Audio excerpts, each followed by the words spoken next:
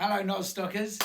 It's Beans on Toast. How you doing? It's also World Book Day today, and Nozstock asked me if I could do something for World Book Day. Of course I can. I love books.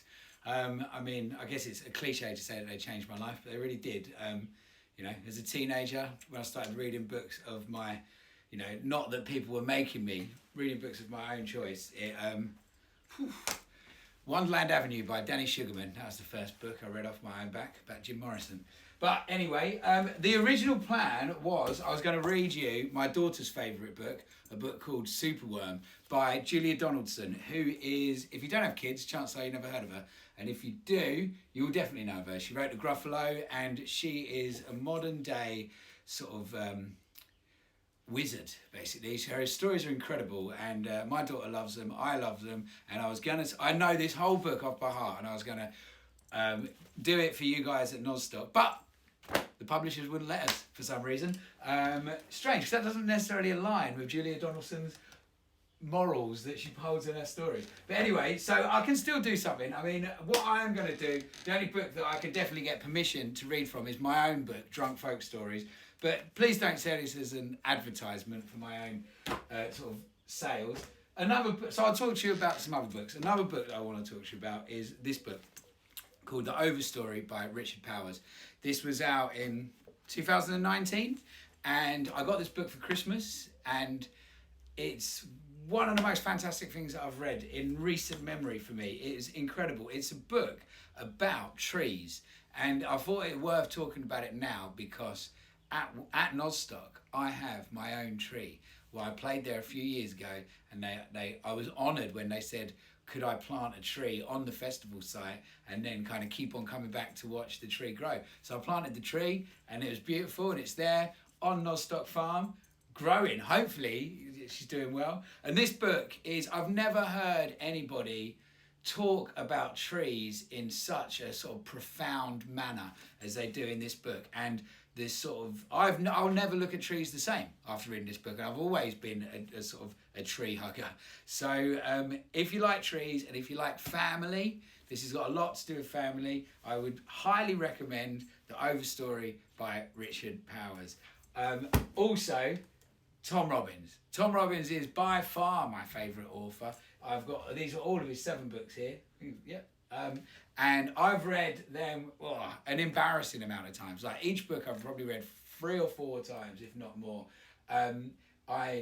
To me, he's in like a completely different world to other authors. And if you're looking for something to read, I'd highly recommend Tom Robbins. So yeah, Superworm for the kids. Tree huggers, The Overstory, Tom Robbins for everyone who just loves life. But now I will read a little extract from my book, Drunk Folk Stories, which was out a couple of years ago. It is a collection of 10 sort of true life stories about drinking and blagging it and touring and songwriting. This bit I'm not actually going to, obviously I've got time to indulge in a whole story, so I'll read an interval in the book. The interval is called A Party of Pizzas, and this interval isn't a story. I'm not actually sure what it is, but it's something I want to publish with the hope of adding a new string to the bow of the English language. At a wedding on the Devonshire coast a few years ago, Lizzie and I were sat at a table with some friends, Tom and Anna Stone. Somewhere in the conversation we got to talking about collective nouns. A murder of crows, a gaggle of geese, a melody of butterflies. So poetic. We wondered who actually came up with all of these. And then we realised that not everything has a collective noun. Fruits and vegetables, for example, they didn't have collective nouns. Therefore, we did the only reasonable thing we could think of, and we spent the rest of the afternoon coming up with collective nouns for all the fruits and veg we could muster up. It's an honour to share them with you here now, and by publishing here in this book, I'd like to formally introduce them all to the English language.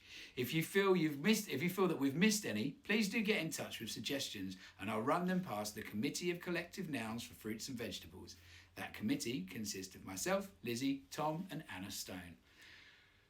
Please use them as much as possible and spread the word. Okay, here we go.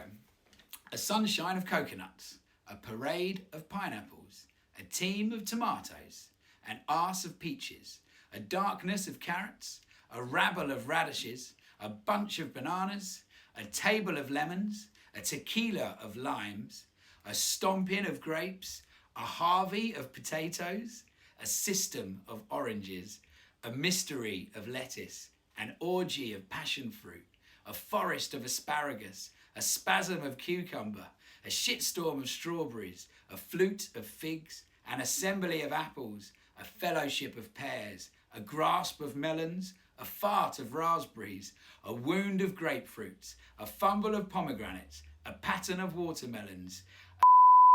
I won't be able to say that one. A religion of artichokes, an idiot of parsnips, a street of corn, a trip of mushrooms, a sensation of broccoli, a tampon of garlic, a Chippendale of olives, a cry of onions, a whisper of wheatgrass, a quest of beetroot, a confusion of a garula. What's the garula? Is that it? Am I saying it right? Rocket. I'm confused. There you go. A flame of bok choy, a calorie of celery, a pepper of peppers, a rhyme of oranges, a Halloween of pumpkins, a whimper of shallots, a steamer of kale, a gnarl of ginger, a Christmas of sprouts, a squirrel of nuts, a kaleidoscope of cauliflower, a wrinkle of nectarines, a friendship of peas, a declaration of apricots, a wash of seaweed, and a blister of cherries. That's an excerpt from Drunk Folk Stories by myself, Beans on Toast, available on my website. Read a book, people. Go to Nozstock. I'll see you there. I love you. Bye. Mwah.